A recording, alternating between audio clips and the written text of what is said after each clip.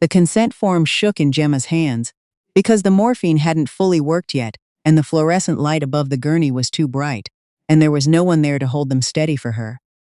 A nurse stood beside her with a clipboard, patient and unhurried, explaining each page before asking her to sign. Somewhere across the country, at that same hour, Brett was uploading a video to his Instagram. Powder snow spraying from both sides of his snowboard as he carved down a run at Whistler, arms thrown wide, laughing like a man without a single worry in the world. He had seen her first text. She knew because the message had shown as read within minutes of being sent. The surgery took just over an hour. The surgeon explained afterward that the appendix had ruptured early enough to be contained, that she was fortunate, that she should rest and let her body recover. Gemma thanked him. The recovery nurse checked her vitals and brought her a cup of ice water. Outside the window, the January sky over Ottawa was the particular pale gray that only January could produce, flat and heavy and endless. Her phone showed 3 missed calls from Carol, nothing from Brett. She called Carol back. Her aunt arrived at the hospital 40 minutes later in her winter boots and her old burgundy coat, still pulling her scarf off as she walked through the door. She took one look at Gemma in the hospital bed and sat down beside her without saying anything for a moment, which was exactly the right thing to do. "Where's Lily?" Gemma asked. "With me. She's with Frank at home. They're doing puzzles. She doesn't know anything yet." Carol reached over and straightened the edge of Gemma's blanket. "How are you feeling?" "Okay." Gemma looked toward the window, tired. Carol nodded. Some things didn't need a longer answer than that.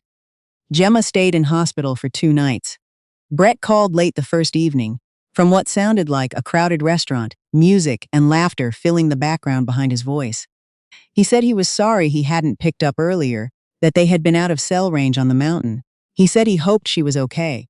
He said the trip couldn't really be cut short, because the accommodations were already paid for. The group had planned it for months, and it wouldn't be fair to everyone else. Gemma listened to all of it without interrupting.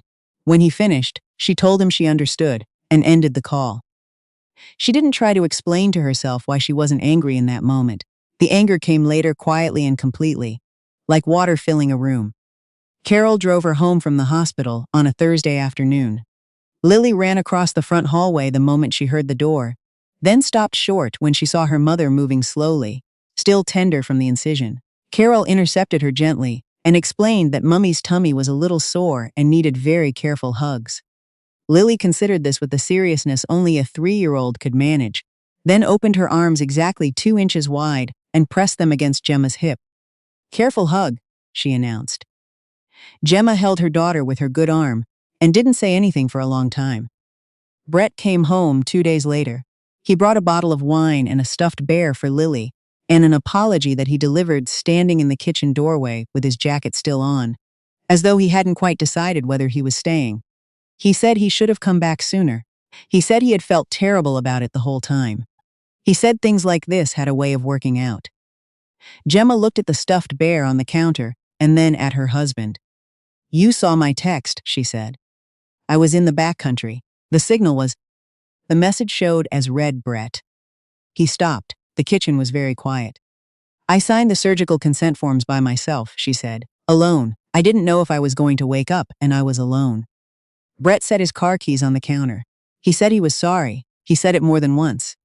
He said everything he could think of to say, and Gemma listened to all of it without raising her voice.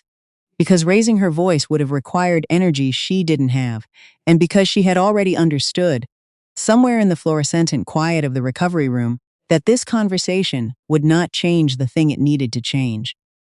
She started packing the following week. It wasn't a dramatic decision. It arrived the way most true decisions do, not as a sudden revelation but as the slow acknowledgement of something she had already known.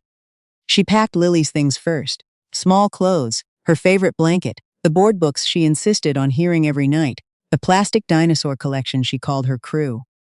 Then her own clothes, her teaching materials, the few things that belonged to her alone in a life that had gradually stopped feeling like hers. Brett stood in the doorway of the bedroom watching. "Where are you going?" "Carol's," Gemma said, folding a sweater. "Gemma, this is our home." She looked around the room. The hospital bracelet from her surgery was still on the nightstand because she hadn't gotten around to throwing it away. Brett's ski gear was airing out against the far wall, his new boots still damp from the mountain. "I know," she said. She went back to folding. Carol and Frank lived on a quiet crescent in the West End, a brick house with a birch tree in the front yard that had lost its leaves 2 months earlier and stood now like white chalk lines against the gray sky. Frank opened the front door before Gemma reached the steps. He was using a cane since the knee replacement in November, and he moved carefully.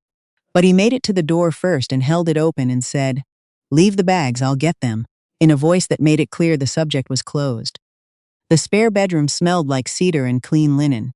Carol had put a small bookshelf beside the bed and stocked the bottom shelf with Lily's books, which she had called ahead to ask about. A portable cot sat in the corner with a soft blanket folded over the rail. Lily walked in, surveyed the room with great authority, and announced, "I like it." Frank laughed from the hallway. "High praise," he said. Gemma sat on the edge of the bed after Carol had taken Lily to the kitchen for a snack. The room was quiet in the particular way that unfamiliar rooms are quiet, full of the sounds of someone else's house, someone else's ordinary life going on around her.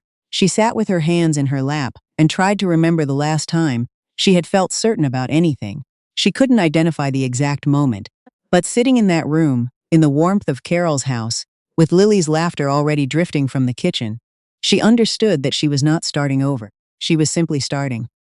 The physiotherapist began coming on Tuesday and Thursday mornings. His name was Adam, and he drove a dark green pickup truck, and he arrived exactly on time, which Frank declared to be a rare and admirable quality in anyone. He was quiet, in the way that people are quiet when they are paying attention rather than being absent, and he had a patience for Frank's complaints about the exercises that seemed genuine rather than professional. Lily was the first one to decide she liked him. She was on the living room floor with her dinosaurs when he arrived for the second appointment, and she held up a small green stegosaurus without looking up from what she was doing and said, "This one's named Gerald." Adam crouched down to her level. "Gerald's a good name for a stegosaurus." Lily finally looked up. "Do you know about stegosauruses?" "A little," Adam said. "They had plates on their backs to help regulate their body temperature." Lily stared at him for a long moment with the particular intensity of a child deciding something important. Then she handed him the stegosaurus. "You can hold Gerald while I get the others." Carol caught Gemma's eye from across the room. Neither of them said anything. Gemma went back to teaching in February. The school was a 20-minute drive from Carol's house, and she left early enough to stop at the Tim Hortons on Merivale Road, a habit that felt ordinary enough to be comforting. Her class of 7-year-olds were loud and relentless and needed her full attention every moment of the day, which turned out to be exactly what she needed. Brett called twice a week. He wanted to talk about the separation, about whether it was really necessary, about whether they could try counseling. He said he had done a lot of thinking. Gemma listened each time and gave him honest answers and kept her voice level because she was not angry at him anymore. Not exactly. She had simply moved past the place where his words had the power to reach her. He came to Carol's house one Saturday afternoon in March. He brought flowers and he was wearing the gray sweater Gemma had always liked, and she noticed both things without being moved by either. They sat at the kitchen table while Carol took Lily to the park. Brett said everything he had prepared to say. He said he understood now what he had done wrong. He said people could change if they wanted to badly enough. He said Lily needed both her parents under the same roof. Gemma listened to all of it. "I believe you mean it," she said when he had finished. He looked at her with the first real hope she had seen on his face in months. "But meaning it isn't enough anymore," she continued. "I needed you before I needed you to mean it, and you weren't there." Brett looked down at the table. "I know that." "I've made my decision," Gemma said. "The separation papers are already with the lawyer." He left an hour later, taking the flowers with him by accident. Gemma watched his car pull out of the driveway, then went to make tea. She noticed she felt no impulse to call him back. That absence, she realized, was itself a kind of answer. The divorce was finalized on a gray Thursday in April. There was nothing dramatic about it. Gemma signed her name on the final line. Her lawyer gathered the papers, and she walked out of the building into the damp spring air. She sat in her car for a moment, not because she was sad, but because she wanted to mark the moment somehow. Then she started the engine and drove to pick up Lily from Carol's. Spring came properly in May. The birch tree in the front yard filled with new leaves, and Frank abandoned his cane for good on a Tuesday morning and walked to the kitchen counter and back without it, and everyone in the house celebrated as though he had run a marathon. Adam still came once a week to monitor Frank's progress. The appointments had become shorter and less clinical, conversations stretching past the exercises into whatever the afternoon offered.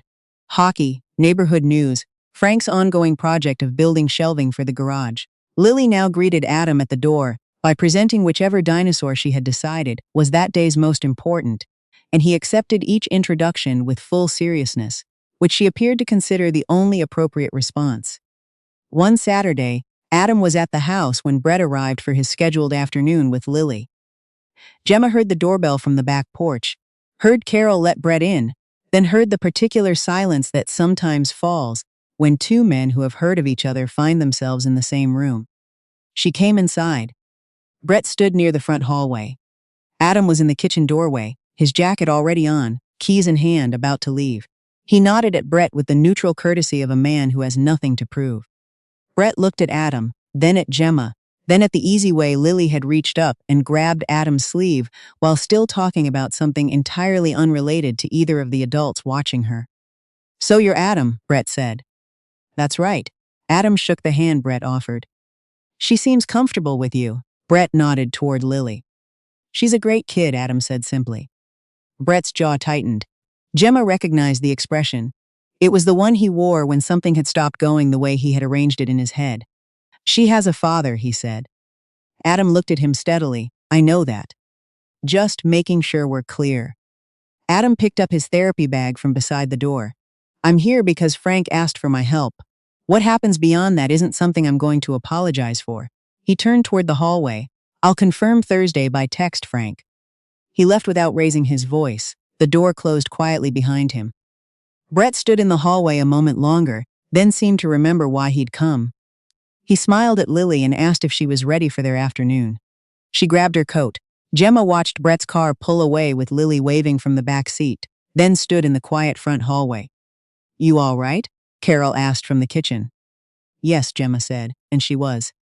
Frank was declared fully recovered in June. His physiotherapy file was officially closed on a Wednesday morning with a handshake, and Frank's promise to keep doing the exercises, which Adam accepted with visible skepticism and good humor. The last appointment ended with tea at the kitchen table, the four of them talking about nothing in particular for an extra hour. Because the morning was warm, and there was nowhere urgent to be. When Adam finally stood to leave, Gemma walked him to the door. "I imagine you won't have much reason to come by now," she said. Adam paused. He turned back with the expression of someone who has considered his words carefully. "I'd like to have a reason," he said, "if that's all right with you." Gemma looked at him for a moment. Outside, the birch tree moved gently in the warm air. Lily's voice drifted from the backyard where she was helping Frank water the tomato plants he had started indoors in March. "I think that would be all right," Gemma said. They started slowly, the way careful people do. A walk along the river on a Saturday afternoon with Lily between them, pointing at every dog she spotted. A dinner at a quiet restaurant on Elgin Street that lasted 3 hours because neither of them noticed the time. Conversations in Carol's kitchen after Lily had gone to bed. Voices low, the house settling into its nighttime quiet around them. Adam never tried to be something he wasn't. He showed up when he said he would. He listened more than he spoke. He argued good-naturedly with Frank about hockey standings and let Carol win at cards without being obvious about it. He remembered small things, that Lily called Tuesdays the hard day because her favorite classroom aide wasn't there, that Gemma took her coffee with 1 sugar and no milk, that Frank's shoulder bothered him when rain was coming, before the ache reached Frank's own awareness. One evening in late August, after a barbecue in the backyard that had stretched into the warm dark of 9 o'clock, Lily was sitting on Adam's lap with her eyes growing heavy, the plastic stegosaurus still in her hand. She had been fighting sleep for an hour with the fierce dedication only small children and very stubborn adults can manage. Adam picked her up gently to carry her inside, and she reached up and curled one hand around his collar without fully waking. "Night, Dad," she murmured. Nobody moved for a moment. Adam looked at Gemma across the patio table. The lantern Carol had hung from the fence post cast enough light to see his expression clearly, the careful stillness of a person who didn't want to react in the wrong direction. Gemma felt something settle in her chest, the way a long-held breath finally releases. She gave him a small nod. Adam carried Lily inside. Carol stood up quietly to help with the bedtime routine. Frank found something very interesting to look at in the middle distance. Gemma stayed where she was for a moment, listening to the sounds of her daughter being tucked in, the soft voice of a man, reading the first page of a book about dinosaurs, because it was the only way Lily would agree to close her eyes. A year earlier, she had signed a hospital consent form alone, under fluorescent lights, while the man she had married posted snowboarding videos from Whistler. She had believed, in those hours, that the hardest part of her life was just beginning. She had been wrong. The hardest part had already been living inside a life that had slowly become too small for her to breathe in.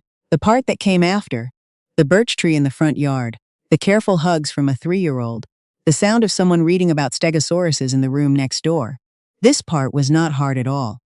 It was simply home.